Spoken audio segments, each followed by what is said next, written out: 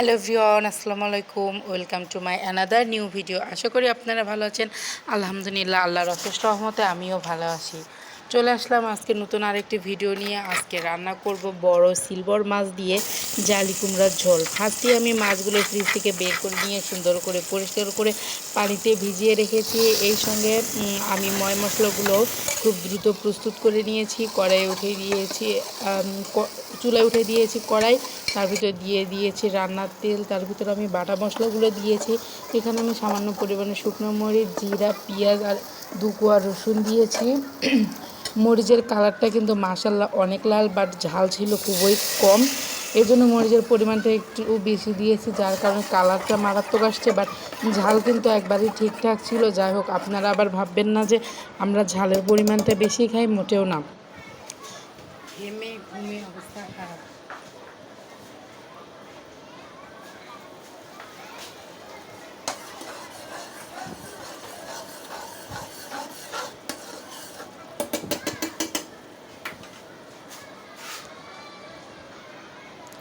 কথা বলতে বলতে মশলাটা আমার সুন্দর মতো কষানো হয়ে গিয়েছে।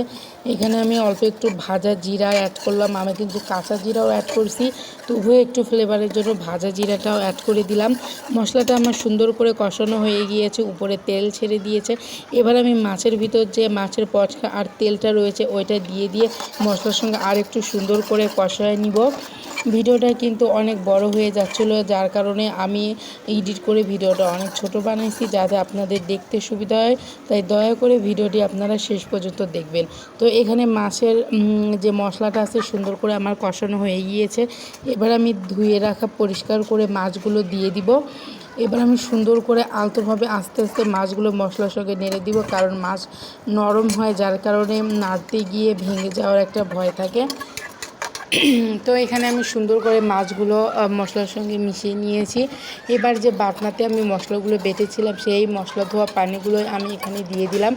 এবার আমি ঢাকনা দিয়ে ঢেকে মাছটা সুন্দর করে রান্না করে নিব। তার সঙ্গে আমি জালি কুমড়াটাও এখানে সুন্দর করে কেটে নিব। আজকে এই কুমড়াটা দিয়ে রান্না হবে। কথা বলতে বলতে আমি খুব দ্রুতই জালি কুমড়াটা কেটে নিয়েছি। এবার আমি এটাকে সুন্দর করে পিস পিস করে নিয়েছি।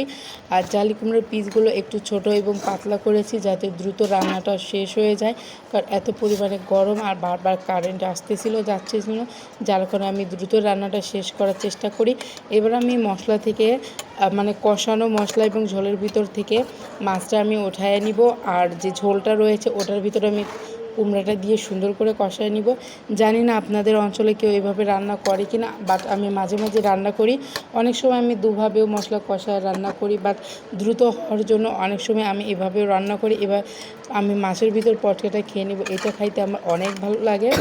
যেহেতু কারেন্টে রান্না করতেছিলাম, দ্রুত দ্রুত হচ্ছিলো, এই জন্য দেখেন কথা বলতে বলতে আমার কুমড়োটা এত সুন্দরভাবে কষানো হয়ে গিয়েছে। এবার আমি পরিমাণ মতো ঝোলের পানি দিলাম। যেহেতু পানি কুমড়া বা জালি কুমড়া বলুন, এখানে ঝোলের পরিমাণটা সবসময় কম দিতে হয়, তো আমি বেশি কমও না আবার বেশিও না দিয়ে সুন্দর করে রান্না করে নিয়েছি। দেখুন মাশাআল্লাহ, রান্নাটা কিন্তু আমার মারাত্মক হয়েছে, খেতেও কিন্তু